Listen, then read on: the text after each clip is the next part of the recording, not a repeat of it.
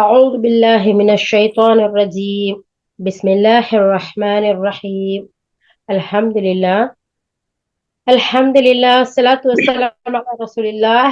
ربنا زدنا علما. رب اشرح لي صدري ويسر لي أمري واحلل عقدة من لساني يفقهوا قولي. يا فتاح سبحانك لا علم لنا إلا ما علمتنا إنك أنت العليم الحكيم. அல்ஹம்துலில்லா. இப்போ நம்ம பார்க்கக்கூடிய இந்த வசனங்கள் சூரா மாயிதா 51வது வசனத்துல இருந்து நம்ம பார்க்க போறோம். இதுல அல்லாஹு தாலா இதுக்கு முன்னாடி யூதர்களை பத்தியும் சொன்னா, கிறிஸ்தவர்களை பத்தியும் சொன்னா, அதே நேரத்துல குர்ஆன் இறக்கப்பட்டது ஏன், அதனுடைய தீர்ப்ப அந்த முன்னாடி உள்ள வேதங்களை உண்மைப்படுத்தக்கூடியதா இது இருக்குது. அதனுடைய சட்டத்தின்படி, இந்த குர்ஆனுடைய சட்டத்தின்படி நீங்க தீர்ப்பு வழங்க, மக்களுடைய அந்த அபிலாசைகளையோ எதையுமோ நீங்க பாத்துறாதீங்க. அவங்க உங்களை ஜாகிலியத்தின் பக்கம் கூட்டிட்டு போயிருவாங்க. அதனால அல்லாஹ்வின் சட்டத்தை பேணி நீங்க இந்த குர்ஆனுடைய கட்டளையின்படி தீர்ப்பு சொல்லுங்க. அல்லாஹ்வை விட தீர்ப்பு சொல்லக்கூடியவன் வேற யார் நல்ல தீர்ப்பு சொல்லக்கூடியவன் இருக்க முடியும்னு அல்லாஹாலா முடிச்சான். இப்போ அல்லாஹாலா இந்த சூரா மாயிதாவுல 51வது வசனத்துல என்ன சொல்ல போறான் பாத்தீங்களா? யா அய்யுஹல்லதீன ஆமனூ, ஓ ஈமான் கொண்டவர்களே. என்ன விஷயத்த சொல்ல போறான் கூப்பிட்டு? ஃபர்ஹானா படிங்க பார்க்கலாம். இறை நம்பிக்கை கொண்டவர்களே, யூதர்களையும் கிறிஸ்தவர்களையும் உங்கள் உற்ற நண்பர்களாக ஆக்கிக் கொள்ளாதீர்கள். அவர்களில் சிலர் சிலருக்கு நெருங்கிய நண்பர்களாய் இருக்கின்றனர். மேலும் உங்களில் எவரேனும் அவர்களை தம் உற்ற நண்பர்களாய் ஆக்கிக் கொண்டால் அவரும் அவர்களை சார்ந்தவராகவே கணிக்கப்படுவார். திண்ணமாக அல்லாஹ் அக்கிரமக்காரர்களுக்கு நேர்வழி காட்டுவதில்லை. எவருடைய உள்ளங்களில் நயவஞ்சக பிணி உள்ளதோ அத்தகையோர் அவர் முனைப்புடன் செயல்பட்டு கொண்டிருப்பதை நீர் காண்கின்றீர். ஏதேனும் ஒரு துன்பம் எங்களை பிடித்து விடுமோ என்று நாங்கள் அஞ்சுகின்றோம் என்று அவர்கள் கூறுகின்றார்கள். ஆயினும் அல்லாஹ் தன்னிடமிருந்து தீர்க்கமான வெற்றியையோ ஏதேனும் ஒரு உதவியையோ அளித்துவிடக்கூடும். அப்போது அவர்கள் தம் உள்ளங்களில் மறைத்து வைத்திருந்த நயவஞ்சகத்தை குறித்து வருந்துவார்கள். அவ்வேளை இறை நம்பிக்கை கொண்டவர்கள் வினவுவார்கள், நாங்களும் உங்களோடுதான் இருக்கின்றோம் என்று பேரார்வத்துடன் கூறி அல்லாஹ்வை கொண்டு மிக உறுதியான முறையில் சத்தியம் செய்தவர்கள் இவர்கள் தாமா. இறுதியில் அந்நயவஞ்சகர்களுடைய எல்லா செயல்களும் வீணாகிவிட்டன. மேலும் அவர்கள் நஷ்டமடைந்தவர்களாகிவிட்டார்கள். சுப்ஹானல்லாஹ். யா அல்லாஹ், எப்படி ஒரு அழகான ஒரு விஷயத்த அல்லாஹ் தஆலா கூப்பிட்டு சொல்றான் பாருங்க. நம்பிக்கை கொண்டவர்களை, யூத கிறிஸ்தவர்களை உங்களுடைய உற்ற நண்பர்களை ஆக்கிக்கிறாதீங்க. ஏன் தெரியுமா? அவங்க சிலருக்கு நண்பர்களா இருக்கிறாங்க. உங்கள்கிட்ட யாராச்சும் அவர்களை உற்ற நண்பர்களா ஆக்கி கொண்டா அவரும் அவர்களை சார்ந்தவரா கணக்கிடப்படுவார். அல்லாஹ்வே அல்லாஹ் நீ பாதுகாத்தறியா அல்லாஹ். அப்ப அவர் யூதரோடண்டா இவரும் யூதரா போயிருவாரு. கிறிஸ்தன்னா அவங்கள சார்ந்தவராகவே அல்லாவே கணக்கெடுக்கிறானோ. அல்லாஹ் அக்கிரமக்காரர்களுக்கு நேர்வழி காட்டுறதில்லை. ஏன்? அவங்க அல்லாஹ்வுடைய வசனங்களுக்கு பொய்ன்னு சொன்னாங்க, அல்லாஹ்வுடைய வசனங்களை மாற்றினாங்க, அவன் அல்லாஹ்வுடைய வசனங்களை மறைச்சாங்க. இப்படிப்பட்டவங்களை நீங்க உற்ற நண்பர்களா நீங்க எடுத்துக்கலாமா? அப்படி எடுத்து நீங்களும் அவங்கள சார்ந்தவங்கன்னு தான் நான் எடுத்துக்குவேன். அல்லாஹ்வே சொல்றான் பாருங்க. அப்போ அந்த யூத நசாராக்கால நண்பர்களாவே உற்ற நண்பர்களாவே எடுக்காதன்னு சொன்னப்போ அவங்களுடைய நம்முடைய கல்ச்சரை எடுக்கலாமா? அவங்க என்னவெல்லாம் செய்யறாங்களோ அதெல்லாம் இங்க நடக்குது. பர்த்டேண்டும், வெட்டிங் டேண்டும், அந்த டேண்டும், இந்த டேண்டும். அல்லா அல்லா அல்லா அல்லா, நான் எத்தனை சொல்லுவேன். அதனாலதான் அல்லாஹ்வுடைய ரசூல் ஸல்லல்லாஹு அலைஹி வஸல்லம் சொல்றாங்க, யார் நம்மை விட அந்நிய மதத்தவர்களை, அந்நிய மக்களை, அவர்களுடைய கலாச்சாரங்களை பின்பற்றார்களோ அவர்களை சார்ந்தவர்களே, அவர்கள் நம்மை சார்ந்தவர்கள் அல்ல. அப்ப இஸ்லாமுக்குன்னு ஒரு கல்ச்சர் இருக்கு, இஸ்லாமுக்குன்னு ஒரு வழிமுறை இருக்கு, இஸ்லாமுக்குன்னு ஒரு கட்டுப்பாடு இருக்கு. இஸ்லாம்டா சாந்தி சமாதானம்ன்ற மாதிரி கட்டுப்படுதல், அடிபணிதல்ங்கிறது மீனிங் இருக்கு. அப்போ அதை விட்டு போட்டு யூத கிறிஸ்தவர்களுடைய கல்ச்சரை பின்பற்றுனா, அவங்கள நண்பர்களா எடுத்துக்கிட்டா, அல்லாஹ் தஆலா சொல்றான், நீங்களும் அவங்கள சேர்ந்தவங்களா தான் கணக்கிடப்படுவோம். எல்லாம் நீ காப்பாத்தியாங்களா? அப்ப ஈமானுக்கு என்ன பிரயோஜனம் இருக்கு? அப்ப அந்த ஈமானுக்கு என்னதான் இருக்கு? அப்ப ஈமான் கொள்ளல, சும்மா வாயளவுல பேரளவுல ஈமான் கொண்டவங்கன்னு சொல்றாங்களே, அந்த லிஸ்ட்லயா போய் சேர்ந்துருவாங்க இவங்க எல்லாம். யாரெல்லாம் நீ காப்பாத்தியாங்களா? எவ்வளவு பாரதூரமான விஷயம் பாருங்க. அப்ப அல்லாஹ் தஆலா சொல்றான், அவங்கள உற்ற நண்பர்களா நீங்க எடுக்காதீங்க. எடுத்தா நீங்க அவங்கள சார்ந்தவங்க தான். அப்படின்ட்டு நான் கணக்கெடுப்பேன்னு அல்லாஹ் சொல்றான். நிச்சயமா அல்லாஹ் அக்கிரமக்காரர்களுக்கு நேர்வழி காட்டுறது இல்ல. அப்ப அவங்க எல்லாம் அக்கிரமக்காரர்களா இருக்கிறாங்க. அவங்களுக்கு அல்லாஹ் நேர்வழி காட்டுறது இல்லைன்னு சொல்றான். அவங்களுடைய வழிமுறையை நம்மளுடைய வழிமுறையா எடுத்து பின்பற்றினோம்னா அல்லாஹ் நீதான் காப்பாத்தணும் அல்லாஹ், விழிப்புணர்வு கூடிய அல்லாஹ், புரிந்துணர்வு கூடிய அல்லாஹ், இதனுடைய பாரதூரங்களை உணரக்கூடிய மக்கள் ஆக்கி வையா அல்லாஹ். ஏமா ஒரு நல்ல விஷயம் நம்ம பிள்ளைங்களுக்கு ஒரு gift கொடுக்கணும்னா வேற நாளே இல்லையா? பிறந்த நாளுன்னு ஒண்ண வச்சு அதுலதான் கொடுக்கணுமா? பிறந்த நாளை கணக்கு பண்ணா இறக்க போற நாள் தானே பக்கத்துக்கு போய்கிட்டு இருக்குது. ஏன் அதை போய் கொண்டாடுறோம்? அதுக்கு ஏன் கேக்கு வெட்டி மிளகு திரியெல்லாம் கொளுத்தி பலூன் எல்லாம் கொண்டு எப்ப மௌத்தாக போற? இன்னும் 10 நாள் தான் இருக்கு, இன்னும் 1 வருஷம் தான் இருக்கு, இன்னும் 4 வருஷம் தான் இருக்கு, இன்னும் 5 வருஷம் தான் இருக்குன்னு நினைவு விட்டுறதுக்கா?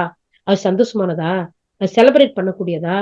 அவங்க செய்யறாங்கன்னு அவங்க என்னவெல்லாம் செஞ்சாங்களோ அதெல்லாம் செய்யறோமே.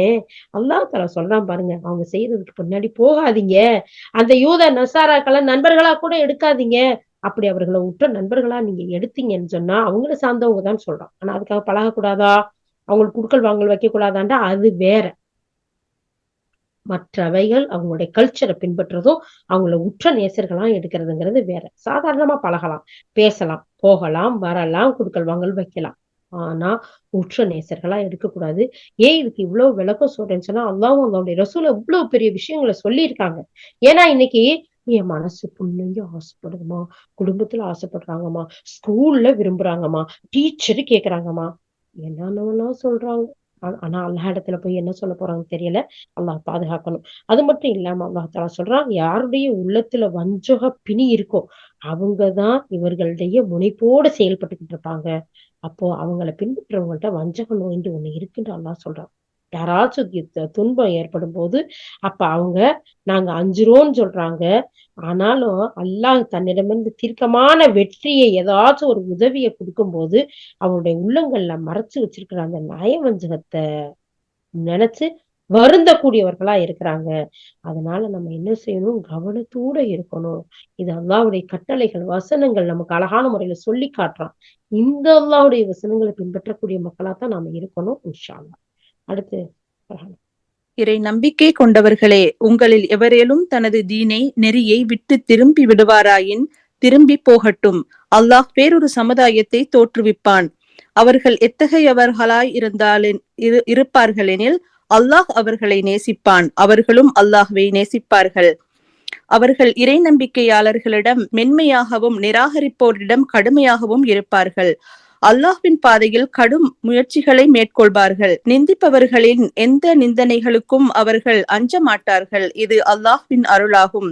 தான் நாடியவர்களுக்கு இதனை அவன் அருளுகின்றான். மேலும் அல்லாஹ் பரந்த வளங்களின் உரிமையாளனாகவும் அனைத்தையும் அறிந்தவனாகவும் இருக்கின்றான். ஓகே, அல்லாஹ் சுப்ஹானஹு வ தஆலா அற்புதமா சொல்லிட்டு இங்க என்ன சொல்றான்? நீங்க அந்த இந்த இறை நம்பிக்கை கொண்டவர்கள் அப்படின்னு சொல்லி இருந்தா உங்களோட பேர் ஆர்வத்தோட கூறிய அல்லாஹ்வை கொண்டு மிக உறுதியான முறையில சத்தியம் செய்தவர்கள் இவர்கள் தானா? இவர்கள்லாம் நயவஞ்சவர்கள், இவங்களுடைய செயல்லாம் வீணாயிடுச்சு, இவங்கெல்லாம் நஷ்டமாளிகள் அப்படின்னு அல்லாஹ் தஆலா சொல்றான். எப்படின்னு சொன்னா, நீங்க யூத நசாராக்களை உற்ற நண்பர்களா எடுத்து அவர்களுக்கு பின்னாடி போகும்போது நீங்க அவங்கள சார்ந்தவளா ஆயிடுறீங்க. அது மட்டும் இல்ல, அவங்களுடைய செயல்கள்லாம் வீணாகி போச்சு, நஷ்டவாளிகளின் கூட்டத்தில் சேர்த்துட்டான் அப்படிங்கறத அல்லாஹ் தஆலா சொல்லிட்டு நம்பிக்கை கொண்ட மக்களை கூப்பிட்டு சொல்றான், யாராச்சும் தன்னுடைய தீனை, தன்னுடைய மார்க்கத்தை விட்டு திரும்பி போயிடுறதா போகட்டும். அல்லாஹ் வேறொரு சமுதாயத்தை கொண்டு வருவான். இவங்க மட்டும் இல்ல. அவங்க எப்படிப்பட்டவங்களா இருப்பாங்கண்டா, அல்லாஹ் அவங்கள நேசிப்பான், அவங்களும் அவன் நேசிப்பாங்க. சுப்ஹானல்லாஹ், சுப்ஹானல்லாஹ், அல்லாஹ் அக்பர். யா அல்லாஹ் எங்கள் ஒவ்வொருவரையும் உன்னுடைய நேசத்துக்குரியவர்களா ஆக்கி வை அல்லாஹ். நாங்களும் உன்னை நேசிக்கக்கூடியவர்களாக எங்களையும் நீ ஆக்கி வை அல்லாஹ். அப்போ அல்லாஹ் தஆலா சொல்லிட்டு அவங்க இறை நம்பிக்கையாளர்களிடம் அந்த மக்கள் எப்படி இருப்பாங்கன்னா மென்மையா நடந்துக்குவாங்களாம். யார் ஈமான் கொண்ட மக்களா இருக்கிறாங்களோ அவங்க ஒருத்தரோட ஒருத்தர் அன்பா, பாசமா, மென்மையா, அழகா, கனிவோட நடந்துக்கிடுவாங்க. அப்போ இறை நிராகரிப்பாளர்கிட்ட கடுமையா நடந்துக்கிடுவாங்க. அல்லாஹ்வுடைய பாதையில கடும் முயற்சியா உழைப்பாங்க. அப்படிப்பட்ட அவங்களுக்கு அடுத்தவங்க படிச்சு சொன்னாலும் சரி, கேவலப்படுத்தி பேசினாலும் சரி, என்ன பேசினாலும் சரி, அவங்களுக்கு அஞ்ச மாட்டாங்க. அவங்க அஞ்சுறதெல்லாம் யாருக்கு? அல்லாஹ்வுக்கு தானே. இது அல்லாஹ்வுடைய அருளா இருக்கு. அவன் அவனுடைய பரந்த வளங்களுக்கு உரிமையானவனா இருக்கான், அனைத்தையும் அறிந்தவனா இருக்கான். அதனால அவனுடைய பேரருளை இப்படிப்பட்ட நல்ல மக்களுக்கு, அல்லாஹ்வை நேசிக்கக்கூடிய மக்களுக்கு கொடுக்கக்கூடிய வளங்களை கொடுக்கக்கூடியவனா இருக்காங்கிறத அல்லாஹ் சொல்றான்.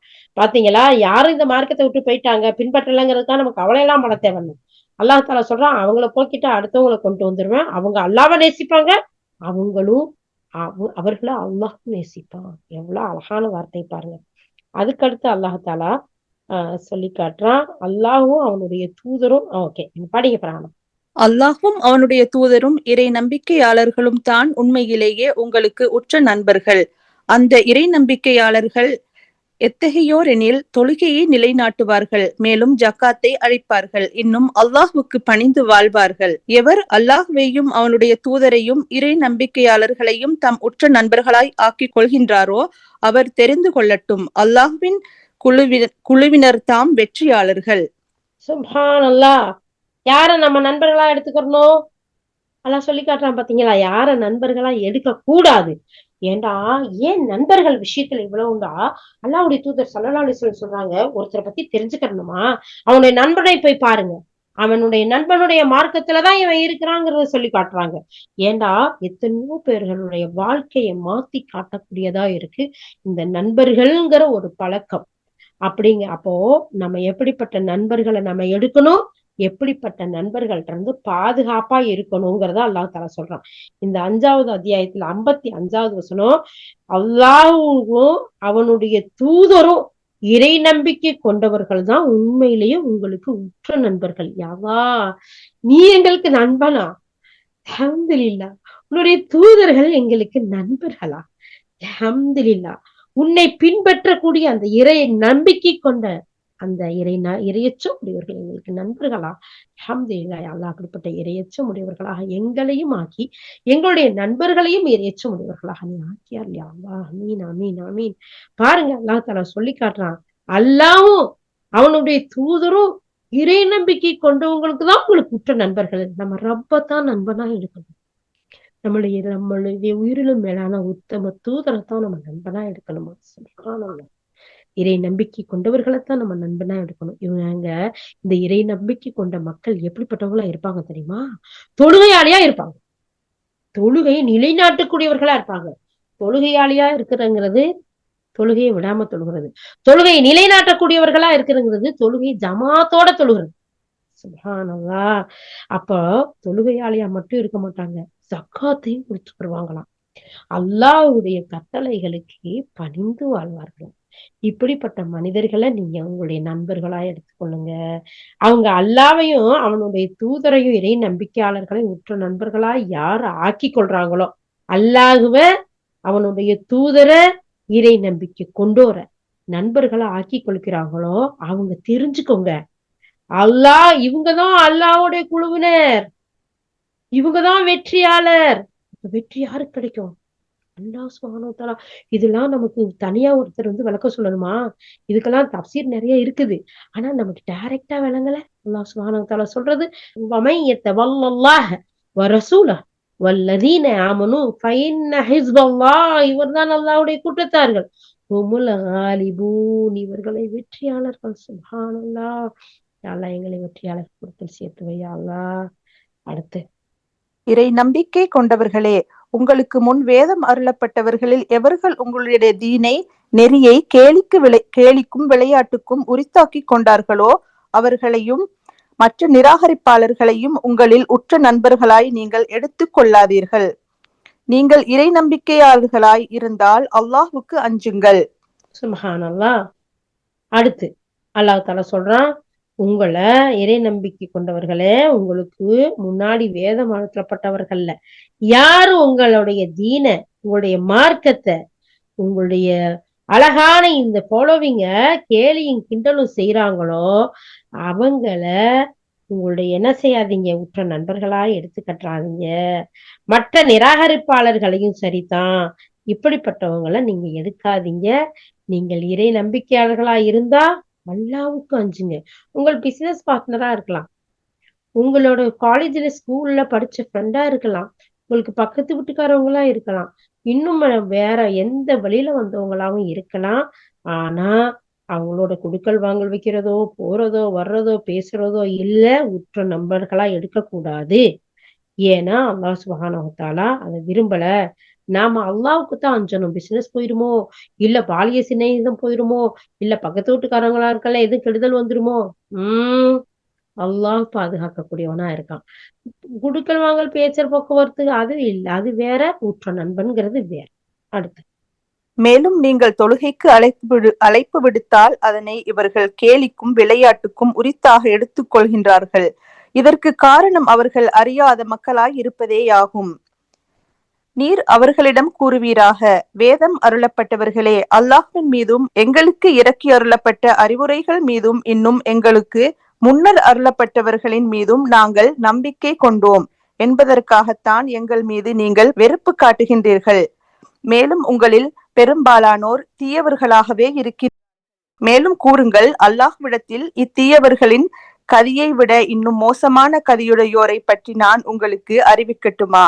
எவர்களை அல்லாஹ் சபித்தானோ, எவர்கள் மீது கோபம் கொண்டானோ, மேலும் எவர்களில் சிலரை குரங்குகளாகவும் பன்றிகளாகவும் மாற்றி, மேலும் எவர்கள் தாவூதுக்களுக்கு அடிப்படைந்தார்களோ அத்தகையவர்கள் தாம் அவர்களை விட மிக தரம் கெட்டவர்கள்.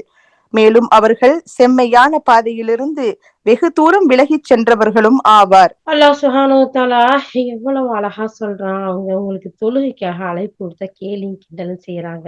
ஆனா அவங்க அறியாத மக்களா இருக்கிறாங்க. விடுங்க அப்படின்ட்டு அல்லாஹ் தஆலா சொல்றான். அது மட்டும் இல்லாம நீங்க அவங்கள்ட்ட சொல்லுங்க, வேதம் கொடுக்கப்பட்டவங்கள அல்லாஹ் மீதும் எங்களுக்கு இறக்கப்பட்ட வேதத்தின் மீதும் நீங்க காழ்ப்புணர்வு கொண்டவர்களா இருக்கிறீங்க இல்லையா? வெறுப்பு கொள்கிறீர்கள்.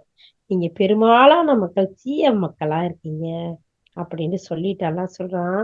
மேலும் அல்லாஹ்விடத்துல இந்த தீயவர்களுடைய கதி எவ்வளவு மோசமான நிலையில இருக்குங்கிறத நான் உங்களுக்கு சொல்லட்டுமா?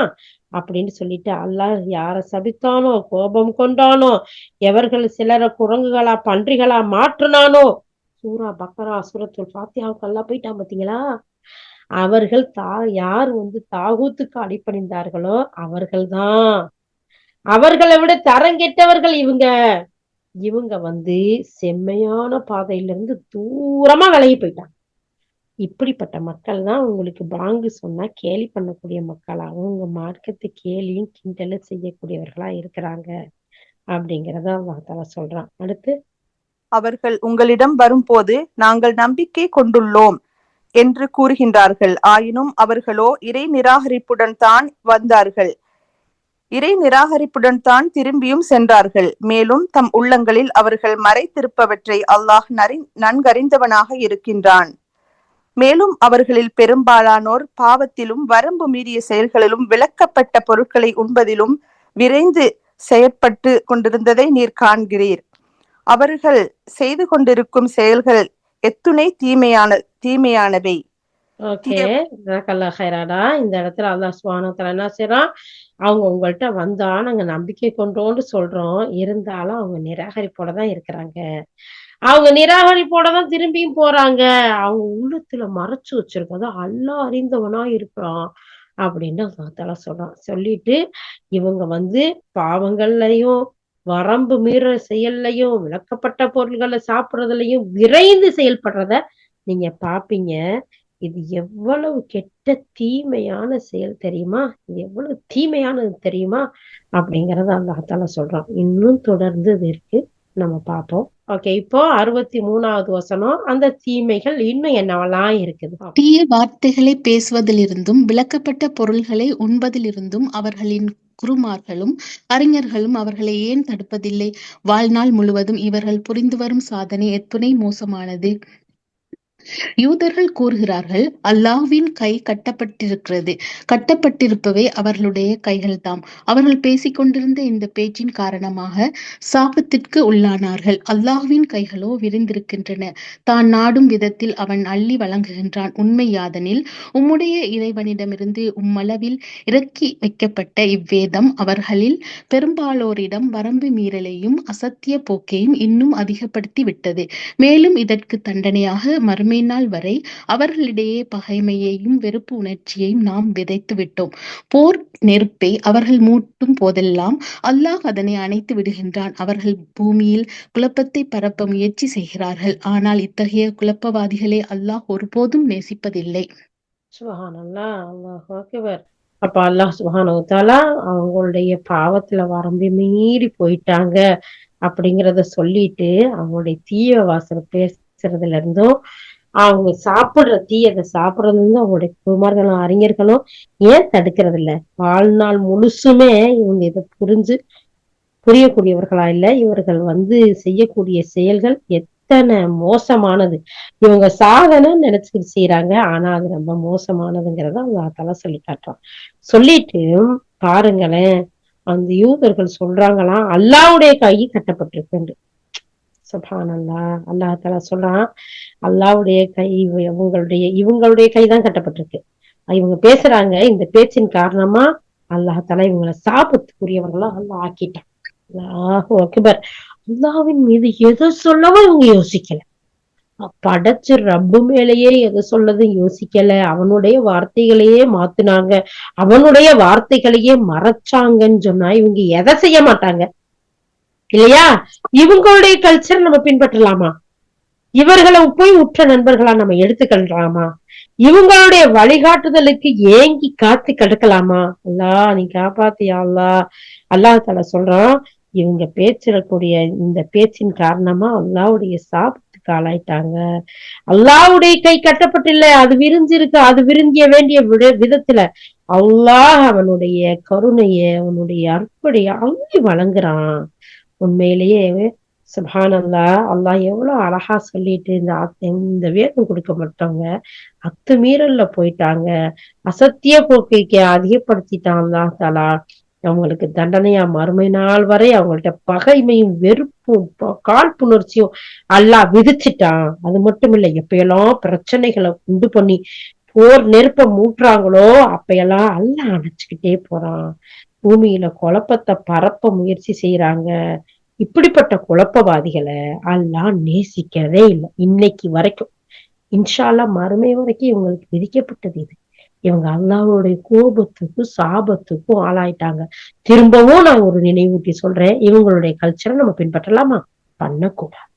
இவங்க அதனாலதான் இந்த பனிஷ்காரம் பண்ணுங்க, அவங்களுடைய கடையில ஜாமான் வாங்காதீங்க, அவங்க பக்கம் போகாதீங்க, அவங்களுக்கு சப்போர்ட் பண்ணாதீங்க, எதுக்கு நம்ம அறிஞர்கள் சொல்றாங்க? நம்ம ரப்பு சொல்லியிருக்கான். அதனாலதான் நம்ம அறிஞர்கள் நமக்கு நினை கூட்டிக்கிட்டே இருக்கிறாங்க. ஆனா அவங்க கல்ச்சரை போய் பின்பற்றி மக்கள் வாழக்கூடிய மக்களா இருக்கிறாங்களா? ஆனா வீடு டெக்கரேஷன் பண்ணாலும் அதுதான், வீடு குடி போந்தாலும் அதுதான், அவங்க பிசினஸ் பண்ணாலும் அதுதான், புள்ள பிறந்தாலும் அதுதான், நன்மையான செயல்கள் செய்ததுதான். அவங்களை பின்பற்றலாமா? பாருங்க, அல்லாஹ் தஆலா சொல்றான், அவங்க ரொம்ப மோசமான மக்கள். அல்லாஹ்வுடைய வசனங்களை பொய்யின்று புறக்கணிச்சவங்க, மூடி மறைச்சவங்க, மாத்தினவங்க அல்லாஹ்வுடைய கை கட்டப்பட்டிருக்குன்னு சொன்னவங்க. ரப்பே ரப்பே எங்களுக்கு புரிந்துணர்வை கூடிய அல்லாஹ். எங்க பிள்ளைங்களுக்கெல்லாம் அழகான முறையில எடுத்து சொல்லக்கூடிய பாக்கியத்துக்கூடிய அல்லாஹ். ஓகே, அடுத்து. வேதம் அருளப்பட்டவர்கள் இவ்வரம்பு மீறிய போக்கினை கைவிட்டு இறை நம்பிக்கை கொண்டு மேலும் இறையச்சத்துடன் செயல்பட்டிருந்தால் அவர்களின் தீமைகளை அவர்களை விட்டு நாம் அகற்றியிருப்போம். மேலும் அருட்கொடை நிரம்பிய சுவனங்களில் அவர்களை நுழையச் செய்திருப்போம். மேலும் தௌராத்தையும் இஞ்சிலையும் மற்றும் தம் இறைவனிடமிருந்து தமக்கு இறக்கி அருளப்பட்ட இதர வேதங்களையும் அவர்கள் முழுமையாக நிலைநாட்டியிருந்தால் அவர்களுக்காக ஆகாரம் மேலிருந்து பொழிந்திருக்கும், கீழிருந்தும் பொங்கி பெருகி இருக்கும். ஆயினும் அவர்களில் சிலர் நேர்மையாளர்களாய் இருக்கின்றனர். எனினும் அவர்களில் பெரும்பாலோர் தீய செயல்கள் புரிபவர்கள் ஆவார்கள். சுப்ஹானல்லாஹ், அல்லாஹு அக்பர். எல்லாம் இவ்வளவு அழகா சொல்றான் பாருங்க. அவங்க வரம்பு மேல போக்க கைவிட்டு இரையச்சம் மேற்கொண்டிருந்தா அவங்களுடைய தீமையெல்லாம் போக்கிட்டு நம்மளுடைய அருட்கொடை நிறைந்த சொர்க்கத்தில் நுழைய வச்சிருப்போம். இப்படிப்பட்ட மக்களுக்கே அல்லாஹ் இப்படி சொன்னான்டா, நம்ம ஈமான் கொண்டு அதுலயே உறுதியா இருந்தோம்டா நமக்கு எப்படி அல்லாஹ் கொடுப்பான்? சுப்ஹானல்லாஹ். அது மட்டும் இல்ல, தௌராத்த இஞ்சின இறைவன்கிட்ட இருந்து கொடுத்திருக்க இந்த வேதங்களை முழுமையா அவங்க நிலைநாட்டி இருந்தா அவங்களுக்கு ஆகாரத்தை மேல இருந்தும் பொழிஞ்சு கீழ இருந்தும் பொங்கி இருக்க செய்வாங்க. ஆனா அவங்கள சிலர் நேர்மையாளர்கள் இருக்கிறாங்க. அல்லாஹ் அதையும் சொல்லி காட்டுறான் பாருங்க. ஆனா அதிகப்படியான பெரும்பாலான மக்கள் தீமை செய்யக்கூடியவர்களா தான் இருக்கிறாங்க. அடுத்துடா. தூதரே, உம்முடைய இறைவனிடமிருந்து உம்மீது இறக்கி வைக்கப்பட்டவற்றை மக்களுக்கு எடுத்துரைத்து விடுவீராக. நீர் அவ்வாறு செய்யாவிடின் அவன் வழங்கிய தூதுத்துவ பொறுப்பை நிறைவேற்றியவராக மாட்டீர். அல்லாஹ் உம்மை மனிதர்களின் தீங்கிலிருந்து காப்பாற்றுவனாக இருக்கின்றான். உங்களுக்கு எதிராக நிராகரிப்போருக்கு வெற்றிக்கான பாதையை அல்லாஹ் ஒருபோதும் காண்பிக்க மாட்டான். அல்லாஹ் சுப்ஹானஹு வ தஆலா நம்முடைய தூதரை கூப்பிட்டு சொல்றான் பாருங்க. யா அய்யுஹர் ரசூல் பல்லிக் மா உன்சில இலைக்க மின் ரப்பிக்க. உம்முடைய ரப்பிட்டிருந்து இறைக்கப்பட்ட எதையுமே நீங்க மறைச்சிடாதீங்க. இந்த மக்களுக்கு முழுசா எடுத்து சொல்லிருங்க. அல்லாஹ் தஆலா சொல்றான் பாருங்க. அல்லாஹ் அக்பர். அல்லாஹ் உங்களை மனிதர்களுடைய எல்லா தீங்குல இருந்தும் பாதுகாக்கக்கூடியவனா, காப்பாற்றக்கூடியவனா இருக்கான். நிராகரிக்கக்கூடிய மக்களுக்கு வெற்றிக்கான பாதையை அல்லாஹ் ஒரு நாளும் காட்ட மாட்டான். அதனால உங்களுக்கு எடுத்து சொன்ன விஷயத்த சொல்லிடுங்க அப்படின்னு அல்லாஹ் சொல்லிட்டு அடுத்து என்ன சொல்ல போறான் பாருங்களேன். வேதம் அருளப்பட்டவர்களே, தௌராத்தையும் இஞ்சிலையும் மற்றும் உங்கள் இறைவனிடமிருந்து உங்களுக்கு இறக்கி வைக்கப்பட்ட இதர வேதங்களையும் முழுமையாக செயல்படுத்தாதவரை நீங்கள் எந்த அடிப்படையிலும் இல்லை என்று நபியே தெளிவாய் கூறிவிடுங்கள். உம்மீது இறக்கி வைக்கப்பட்ட இந்த வேத கட்டளை அவர்களின் பெரும்பாலோரிடம் வரம்பு மீறலையும் நிராகரிப்பையுமே இன்னும் அதிகப்படுத்தி விட்டது. ஆயினும் நிராகரிப்போரின் நிலை குறித்து சிறிதும் நீர் வருந்தாதீர். அப்போ அல்லாஹ் சொல்றான், நபியே அவங்கள சொல்லிருங்க, நீங்க உங்களுக்கு எடுக்கப்பட்ட வேதப்படி நடந்து அதுலயே சொல்லப்பட்டிருக்கு இந்த நபியை பற்றியும் இறுதி வேத பற்றியும் அதுபடி நடக்கலாம்னு வச்சுக்கோங்களேன், உங்களுக்கு தான் நஷ்டம். வரம்பு மீறின போக்குக்கு போயிடுறீங்க, அதுதான் உங்களுக்கு அதிகமாகும் அப்படிங்கறத சொல்லிருங்க. சொல்லிட்டீங்க, அவங்கள பத்தி கவலைப்படாதீங்க. ஓகே, அடுத்து. இங்கு யாருக்கும் எதிலும் ஏகபோக உரிமை கிடையாது என்பதனை நன்கறிந்து கொள்ளுங்கள். முஸ்லிம்கள், யூதர்கள், சாபிகள் மற்றும் கிறிஸ்தவர்கள் ஆகியோரில் யார் அல்லாஹ்வின் மீதும் மறுமை நாளின் மீதும் நம்பிக்கை கொண்டு நற்செயல் புரிகின்றார்களோ அவர்களுக்கு எந்தவித அச்சமும் இல்லை, அவர்கள் துயரப்படவும் மாட்டார்கள். உண்மையில் நாம் இஸ்ராயேலின் வழித்தோன்றல்களிடம் வலுவான வாக்குறுதி வாங்கினோம். மேலும் அவர்களிடம் இறை தூதர்கள் பலரையும் அனுப்பினோம். ஆயினும் யாரேனும் ஒரு தூதர் அவர்களின் மனம் விரும்பாதவற்றை அவர்களிடம் கொண்டு வந்த போதெல்லாம் தூதர்களில் சிலரை அவர்கள் பொய்யர் என தூற்றினர், சிலரை கொலை செய்தனர். இதனால் எந்த ஃபித்னாவும் குழப்பமும் ஏற்படாது என்றும் தாங்களாகவே எண்ணிக்கொண்டார்கள். இவ்வாறு அவர்கள் குருடர்களாயும் செவிடர்களாயும் ஆகிவிட்டார்கள். பின்னர் அல்லாஹ் அவர்களை மன்னித்த போது அவர்களின் பெரும்பாலோர் இன்னும் அதிகமாக குருடர்களாயும் செவிடர்களாயும் ஆகிவிட்டனர். அவர்கள் செய்கின்ற எல்லா செயல்களையும் அல்லாஹ் உற்று நோக்கி கொண்டிருக்கின்றான். சுப்ஹானல்லாஹ், அல்லாஹு அக்பர், அல்லாஹு அக்பர். அல்லாஹ் முதல் வசனத்துல சொல்லி காட்டுறான் பாருங்களேன். இங்கே யாருக்கு எந்த ஏகபோக உரிமையும் எல்லாம் கிடையாது. நல்லா தெரிஞ்சுக்கோங்க. நீங்க முஸ்லிம்களா இருந்தாலும் சரி, யூதர்களா இருந்தாலும் சரி, சாபிகளா இருந்தாலும், கிறிஸ்தவர்களா இருந்தாலும் சரி, யாரு அல்லாஹ்வையும் மறுமை நாள் மீது நம்பிக்கை கொண்டு நல்ல செயல் செய்யறாங்களோ அவங்களுக்கு தான் துக்கமும் இல்லை, அவங்க கவலைப்பட மாட்டாங்க, அவங்களுக்கு எந்த ஒரு அச்சமும் இல்லை. அப்ப சும்மா பேரளவு முஸ்லீம் எத்தனையோ பேர் இருக்காங்க பார்த்தீங்களா, நல்ல அமல்கள் செய்யாம. நான் யாருக்கும் எந்த கருத்தும் செய்யறது இல்லை, நான் நேர்மையா வாழ்றேன், ஆனா நல்ல அமல் செய்யணும்னு என்ன இருக்கு, தொழுணும் இருக்கா, நோன்பு வைக்கணும் இருக்கா, நான் எல்லாருக்கும் நேர்மையா இருக்கிறேன், அப்புறம் என்ன அப்படின்னு சொல்ற மக்கள் முஸ்லிம்களையும் இல்லாமல் இல்லை. அதனாலதான் அல்லாஹாலா இங்க எல்லாரையும் பார்த்து இங்க சொல்றான், இன்னலதின நிச்சயமாக ஆமனும் நம்பிக்கை கொண்டு அவர்கள் வல்லதீன ஹாது நசாரா, இந்த 4 பேரும் சேர்ந்து யாரு நம்பிக்கை கொண்டு ஈமான் கொண்டு அந்த அல்லாஹ்வை நம்பி மறுமை நாளை நம்பி நல்ல அமல் செஞ்சாங்களோ அவங்க அச்சப்பட மாட்டாங்க, துயரப்பட மாட்டாங்க. எந்த லிஸ்ட்ல நம்ம இருக்கோம்? யா அல்லாஹ், நல்லோர்கள் லிஸ்டில் உன்னை அஞ்சி உன்னை மறுமை நாளை நம்பி அழகான நல்ல அமல் செய்யக்கூடிய சாலிஹீன்கள் கூட்டத்தில் எங்கள் அனைவரையும் சேர்த்து வைப்பாயாக.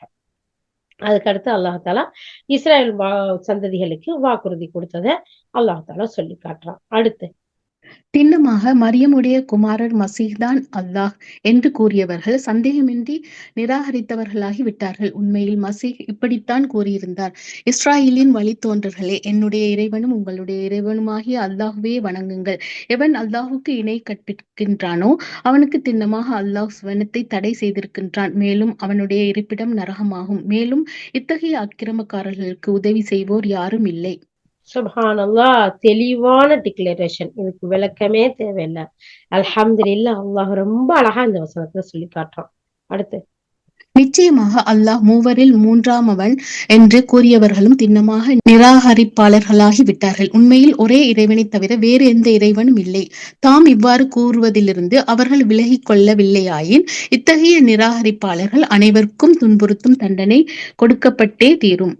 அல்ஹம்துலில்லாஹ், தெளிவான விளக்கம். அடுத்து, அவ்வாறிருக்க அவர்கள் அல்லாஹ்வின் பக்கம் மீண்டு அவனிடத்தில் பாவமன்னிப்பு கோரிட வேண்டாமா? மேலும் அல்லாஹ் பெரிதும் மன்னிப்பு வழங்குபவனும் மாபெரும் கருணையாளனும் ஆவான். ஒரு நிமிஷம் வார. அல்லாஹ் நம்ம எந்த நேரத்தில எல்லாம் மன்னிப்பு தேடுறோமோ அப்ப எல்லாம் மன்னிக்க கூடியவனும் பெரும் கருணையாளனாவும் இருக்கிறேன்னு சொல்றான். ஆனால நம்மள அறியாம ஏதாச்சும் தப்பு தவறு செஞ்சுட்டா அவசரமா மன்னிப்பு தேடிடணும். அடுத்து, மரியத்தின் குமாரர் மசீஹ் ஓர் இறை தூதரே அன்றி வேறில்லை. அவருக்கு முன் இறை தூதர்கள் பலர் சென்றிருக்கின்றார்கள். மேலும் அவருடைய அன்னை வாய்மையுள்ள ஒரு பெண்மணி ஆவார். அவ்விருவரும் உணவு உண்பவர்களாகவே இருந்தார்கள். பாருங்கள், நாம் சத்தியத்திற்காக சான்றுகளை எவ்வாறெல்லாம் அவர்களுக்கு தெளிவாக்குகின்றோம். மீண்டும் பாருங்கள், அவர்கள் எவ்வாறெல்லாம் உண்மையை விட்டு பிறழ்ந்து செல்கிறார்கள். நீர் அவர்களிடம் கூறுவீராக, அல்லாஹ்வை விடுத்து உங்களுக்கு இழப்பையோ லாபத்தையோ அளிப்பதற்கு சக்தி இல்லாதவற்றையா நீங்கள் வணங்குகின்றீர்கள்? ஆனால் அல்லாஹ்தான் யாவற்றையும் செவியேற்பவனும் நன்கு அறிபவனும் ஆவான். நீர் கூறும், வேதம் அருளப்பட்டவர்களே, உங்கள் தீனில் அநியாயமாக எதையும் மிகைப்படுத்தாதீர்கள். மேலும் உங்களுக்கு முன்னர் தாமும் வழிகட்டு பலரையும் வழிகெடுத்து மேலும் நேரிய வழியிலிருந்து தடம் புரண்டு விருப்பங்களை நீங்கள் பின்பற்றாதீர்கள். இஸ்ராயலின் வழித்தோன்றலில் எவர்கள் நிராகரித்தார்களோ அவர்கள் தாவூத் மற்றும் மரியத்தின் குமாரர் ஈசா ஆகியோரின் நாவினால் சபிக்கப்பட்டார்கள். ஏனெனில் அவர்கள் இறை கட்டளைக்கு மாறு செய்தார்கள். மேலும் இறை வரம்புகளை மீறியவாறு இருந்தார்கள்.